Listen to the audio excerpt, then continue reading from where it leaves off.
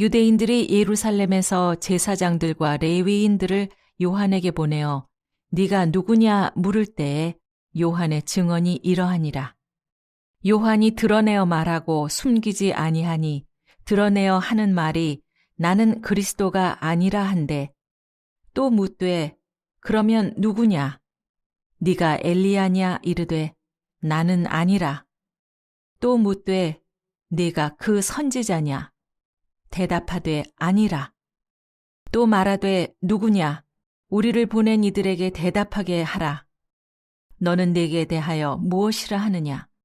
이르되 나는 선지자 이사야의 말과 같이 주의 길을 곧게 하라고 광야에서 외치는 자의 소리로라 하니라.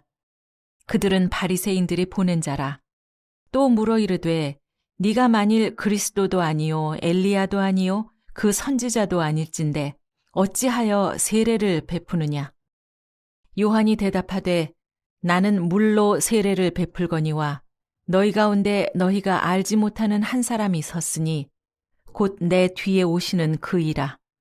나는 그의 신발끈을 풀기도 감당하지 못하겠노라 하더라. 이 일은 요한이 세례 베풀던 곳 요단강 건너편 베다니에서 일어난 일이니라. 이튿날 요한이 예수께서 자기에게 나아오심을 보고 이르되 보라 세상 죄를 지고 가는 하나님의 어린 양이로다. 오늘 말씀은 예수님만 높이는 겸손한 증언자라는 제목으로 말씀을 나누겠습니다. 오늘은 우리가 일반적으로 세례 요한에 대해서 이야기를 하고 있는데요. 성경에서는 요한이라고만 나옵니다만 예수님의 제자 요한과 구분하기 위해서 우리가 세례 요한 이렇게 이름을 부르고 있기는 합니다. 세례 요한이 예수님보다 6개월 먼저 태어나서 그가 광야에 가서 회개의 복음을 전했습니다. 그 회개의 복음을 전할 때 많은 사람들이 자기의 실제 모습이 어떠한가를 깨닫고 그가 세례 요한에게 가서 세례를 받게 되었습니다. 우리가 먼저 세례에 대한 좀 이해를 하실 필요가 있겠는데요. 이때 당시에 세례를 베풀던 곳은 쿰란 공동체라고 하는 모임이 있었습니다.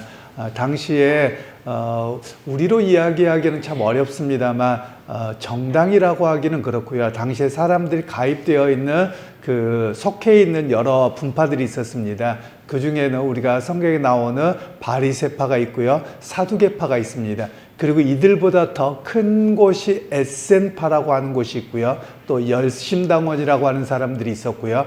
그리고 쿰란 공동체가 있었습니다. 근데 이 쿰란이라고 하는 공동체는 어떤 공동체냐면 그냥 세상 속에서 살지 않고 세상에서 광야로 나가서 자기들만의 독신과 또 그리고 자기들의 규율을 따라 살겠다고 하는 그런 공동체를 이루고 있었습니다. 마치 오늘날의 수도원과 같다 이렇게 이해하시면 좋을 것 같습니다. 그래서 이들이 그렇게 살아가는데 그들이 어떤 것을 했냐면 그곳의 쿰란 공동체에 들어가는데 입회할 때 조건이 있었습니다. 자기의 재산과 모든 것을 다 팔아서 가난한 사람들에게 나누어 주고 자기의 거기 들어가 독신을 맹세합니다. 그리고 그들이 했던 것이 세례입니다.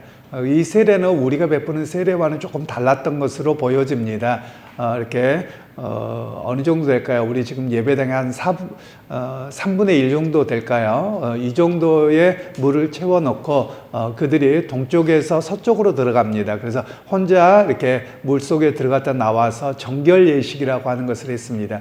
이 이야기는 뭐였냐면 나는 이제 과거의 삶을 끝이고 이제 쿰란 공동체 일원으로서 이 규율과 법을 따라서 하나님 앞에 순전하게 살아가겠다. 이런 고백을 했던 것이 쿰란 공동체의 정결 예식이었습니다. 바로 세례 요한이 이 쿰란 공동체에 속해 있다가 나온 것으로 일반적으로 이야기를 합니다. 그래서 그가 했던 그 세례는 바로 쿰란 공동체와 연결되어서 사람들에게 그러면 속세를 떠나는 그 세례를 베푼 것은 아니고 오히려 그들에게 그동안 하나님의 백성으로서 어떻게 살아가야 되느냐, 하나님의 백성이라고 하면 그가 세상의 것을 추구하는 삶이 아니라 하나님의 거룩함에 합당한 삶을 살아가기로 하는 그런 세례를 베풀게 되었던 것이죠. 그때 많은 사람들이 자기들의 본 모습을 본 것입니다. 자기들의 본 모습이 육신의 정욕과 안목의 정욕과 이생의 자랑, 그리고 세상 것만을 채우고자 하는 가득한 자기의 모습을 깨닫게 되어서 세례 요한에게 나아가서 자기는 하나님의 백성으로 하나님의 나라와 의를 위해서 살아가겠다고 하는 그런 결단을 했던 것이 이 세례라고 합니다. 그러면서 너희가 회개하라고 말씀하고 있는데, 회개라는 말이 우리가 지금 한국교회에서 행하고 있는 회개와 성경 본문이 말하고 있는 회개에는 상당한 거리가 좀 있습니다. 우리는 사실 그런 표현을 합니다. 요즘에 그 표현들이 셀프 회개, 후회, 이 정도만 말하고 있는데요. 실제로 헬라어에서 메타노니아라고 하는 이 회개라고 하는 것은 자기 인생의 방향을 바꾸는 겁니다. 자기가 살아왔던 삶의 방식과 목표와 이런 것들을 완전히 바꾸어서 하나님의 거룩한 말씀과 뜻을 따라 살아가겠다고 하는 완전한 바뀜을 이야기합니다. 바로 그것을 회개라고 말하는 것입니다. 그런 면에서 오늘 우리 자신도 한번 살펴야만 합니다. 우리는 예수를 믿으면서 회개했다고 말할 때 어떤 것만 하냐면 그냥 내가 죄인입니다, 용서해 주세요, 이 정도만 하고 삶의 태도와 생각과 가치관이 전혀 바뀌지 않았습니다. 그렇다고 보면 온전한 회개라고 볼 수 없는 부분들이죠. 그러니까 회개라고 하는 것은 자기의 삶의 목표와 방향과 가치관과 사고방식, 그리고 세상을 바라보는 관점, 이런 것들이 복음을 따라 완전히 바뀐 것을 회개라는 말로 사용하고 있는 것이죠. 바로 세례 요한이 이렇게 전할 때 많은 사람들이 하나님의 말씀을 그냥 막연하게 알고 있었습니다. 오히려 그들이 회당에 가서 매번 말씀을 듣고 제사까지는 없었겠네요. 이때는 제사는 매번 드리는 게 아니라 1년에 3차례 정도 드렸었는데요. 그런 상황 속에서 있을 때 그들이 자기가 하나님 앞에서 종교적으로 간구하고 비는 것으로만 그쳤습니다. 그랬던 종교적 삶이 종교적 껍데기에 불과하다는 것을 깨닫고 그가 하나님의 백성으로 돌아오게 되는 그런 메시지가 바로 세례 요한의 메시지였습니다. 그러면서 오늘 성경에서는 한 가지를 이야기를 하고 있죠. 세례 요한에게 많은 사람들이 몰려가기 시작하니까 당시의 제사장들과 서기관들을 바리새인들이 세례 요한에게 가서 묻습니다. 내가 누구냐? 즉 너의 정체가 무엇냐는 것이죠. 내가 그리스도냐라고 묻죠. 그랬더니 자기는 그리스도가 아니라고 이야기합니다. 그리고 그러면 너가 엘리야냐라고 묻습니다. 엘리야도 아니라고 이야기를 합니다. 그러면 내가 그 선지자냐라고 묻습니다. 그 선지자란 말은 바로 메시아로 오시는 유일한 선지자를 말씀하고 있거든요. 구약에서 예견된 그 선지자냐라고 묻습니다. 그에 대해서 나는 아니고 나는 그의 길을 예비하는, 그의 길을 곧게 하는 그런 증언자에 불과합니다 라고 이야기를 하고 있었던 것이죠. 사실 이 말씀은 또한 그가 이야기하기를 나는 그의 신발끈을 풀기에도 합당하지 못합니다 라고 이야기를 하고 있는데요. 즉 세례 요한은 우리에게 가르쳐주고 있는 것이 자기 부인의 영성입니다. 사실 이 본문의 말씀을 보면 오늘날 저와 같은 목회자들이 더 많은 변화가 있긴 해야만 합니다. 제가 종종 이야기를 합니다만 우리가 교회에서 전도를 나가면 여러분 전도가 무엇입니까? 교회에다 데려다 놓는 게 전도가 아닙니다. 또 교회 목사 자랑하는 게 전도가 아닙니다. 예수를 증거하는 게 전도입니다.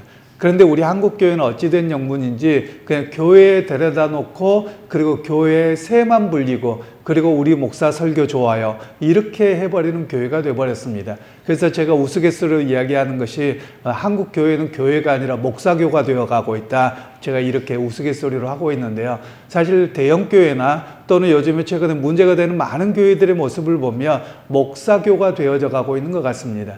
예수가 드러나야 되는데 오히려 목사만 드러나고 있는 모습이죠. 목사의 역할은 뭐냐? 오늘 세례 요한과 같이 말씀을 증거하는 소리에 불과해야만 합니다. 우리는 사라져야 될 존재인데 오히려 목사들이 은퇴하고서도 욕심부리고 있고 자기의 영원한 교회처럼 또 세습하고 이런 모습들이 있는데 교회에 보여주었던 모습과는 전혀 다른 그런 모습이지요. 오히려 세례 요한을 통해서 저와 같은 목회자들 또 교회 중직자들도 마찬가지입니다. 중직자들도 내가 세운 교회 나 아니면 안 된다고 합니다. 개척자들 그런 경우가 의외로 많지요.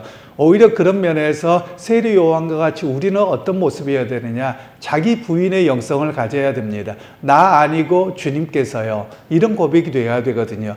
그래서 교회 사역도 마찬가지죠. 내 뜻대로가 아니라 주님의 뜻이라면 무엇인가를 우리가 찾아야만 합니다. 그런데 우리가 보통 교회 안에서 어떤 회의를 하거나 어떤 일을 하다 보면 이런 경우가 종종 있는 것 같아요. 주님의 뜻을 찾기보다도 내 뜻, 내 생각, 내 전통이 우선인 것 같습니다. 그래서 우스갯소리로 이야기하기를 주님 뜻대로 마옵시고 내 뜻대로 하옵소서. 오죽하면 그런 기도를 한다고 하겠습니까? 즉 여러분 우리가 해야 될 일들은 정말 그리스도의 사람들이라면 나를 내려놓는 겁니다. 여러분 우리가 예를 들면 교회 안에서 갈등도 있고 여러 가지 문제가 있을 수도 있습니다. 그런데 주님이 뭐라고 말씀하십니까? 70번씩 7번이라도 용서하라고 말씀하시잖아요. 그러면 나를 죽이는 거죠. 왜? 주님 말씀이니까요.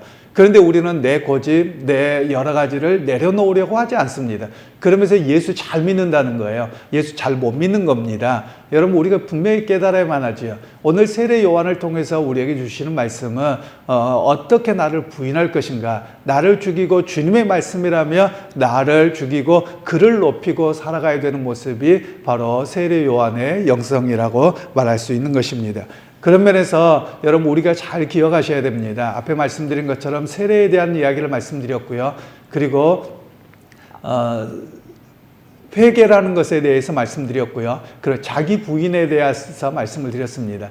오늘 또 여러분 우리가 기억해야 될 일들은 하나님 앞에서 하나님 나를 오늘 또 쳐서 복종시키고 내가 어떻게 그리스도를 따라 살아갈까요? 라는 고백으로 온전히 서야 되는 것이 우리의 모습이 되어야 될 줄로 믿습니다.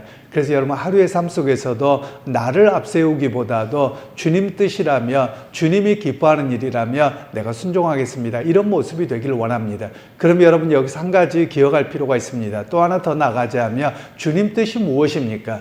우리는 주님 뜻을 내가 기도하다가 어느 날 그냥 드는 생각을 주님 뜻이라고 이야기합니다. 아닙니다.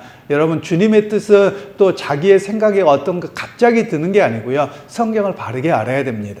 성경을 바르게 알고 그러면 기록된 하나님의 말씀이에요. 제가 전에도 말씀을 드렸습니다만 여러분 꿈꾸고 뭐하고 하나님 여러분한테 직통 계시 안 주세요. 우리에게 기억하는 것은 직통 계시는 성경밖에 없습니다. 그러니까 성경을 통해서 나에게 뭐라고 말씀하시는가, 어떻게 적용하시는가 그것을 깨닫는 것이지 여러분 한국 교회에서 신학적으로 여러분 직통 계시를 인정하지 않습니다. 그런데도 불구하고 교인들과 많은 목사들이 학교에서는 그렇게 배우고 신학은 배워도 맨날 직통 계시를 이야기합니다. 하나님한테 무슨 소리 들었다. 여러분 그것은 다 거짓이고 가짜입니다. 오히려 성경을 통해서 나에게 들려지고 깨닫게 하시는 게 무엇인가 이게 옳은 일이거든요. 그런 면에서 오늘 또 우리가 깨달아야 되는 것은 말씀을 더 바르게 알고 나에게 바르게 적용해서 하나님 앞에서 온전한 모습, 회개자의 모습으로 서기 원합니다. 이 고백이 되어져야 되겠고요. 그리고 바른 그리스도인의 정체성이 되어야만 합니다. 우리를 가리켜서 그리스도인이라고 말합니다. 기독교인이라고 말하지요. 이 말은 작은 그리스도라는 겁니다. 그리스도처럼 사는 사람이란 뜻이에요. 즉 나의 뜻이 아니라 아버지의 뜻을 하나님의 영광을 위해서 드러내고 살아가는 사람들이 바로 그리스도인이라고 하는 것입니다. 그러면 우리 각자가 오늘 세례 요한이 자기 정체성을 바르게 가졌던 것처럼 그리스도인 된 우리는 그리스도를 닮아가는 사람, 그리스도를 높이는 사람으로서의 바른 정체성을 갖고 살아가야 되는 것이지요. 그러기에 여러분 오늘 하루의 삶 속에서도 여러분 스스로를 부인하시고 그리스도를 높이는 그리스도인으로서 오늘 하루도 승리하는 그런 오늘 믿음의 고백 속에 승리하는 여러분이 되기를 주님의 이름으로 축원합니다. 하나님 오늘 또 말씀을 통해서 세례 요한이 자기를 부인하고 어떻게 백성들에게 주님께로 돌아오게 했는지를 들었습니다.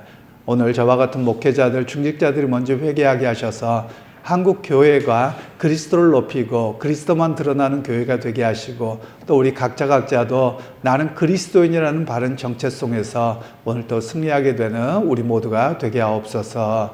예수님의 이름으로 기도하옵나이다. 아멘.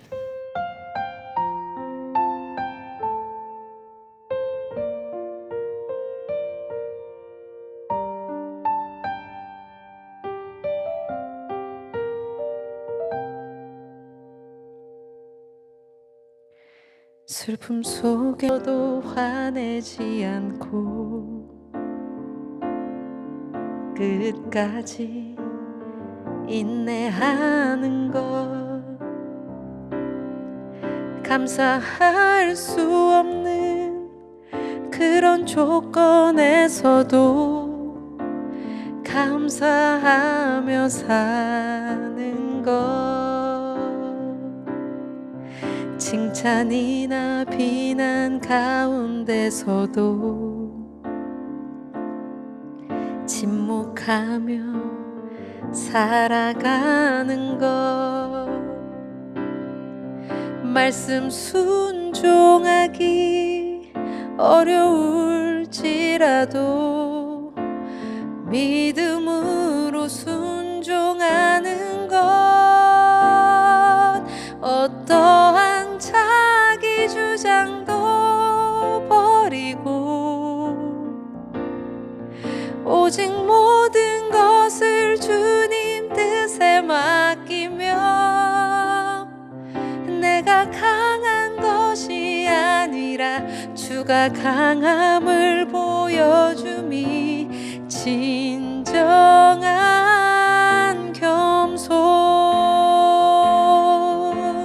겸손은 겉사람이 드러나지 않고 속사람이 드러나는 것,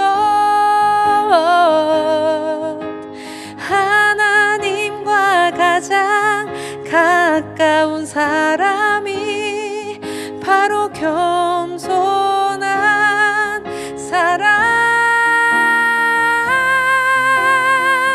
어떠한 자기 주장도 버리고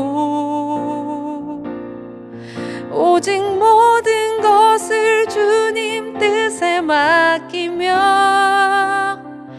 내가 강한 것이 아니라 주가 강함을 보여줌이 진정한